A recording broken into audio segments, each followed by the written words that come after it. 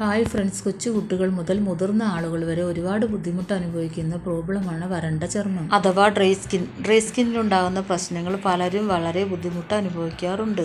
തണുപ്പ് കാലത്താണ് നമ്മുടെ സ്കിൻ നന്നായി ഡ്രൈ ആയി പോകാറുള്ളതല്ലേ.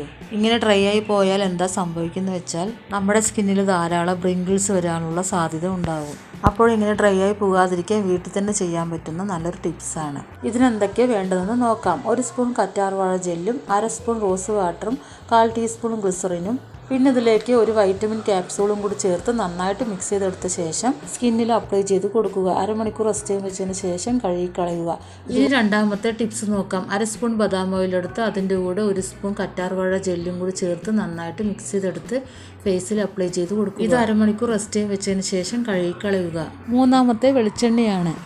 വെളിച്ചെണ്ണ ചെറുതായി ചൂടാക്കിയെടുത്ത് തണുത്തതിന് ശേഷം മുഖത്ത് തേച്ച് കൊടുക്കുക.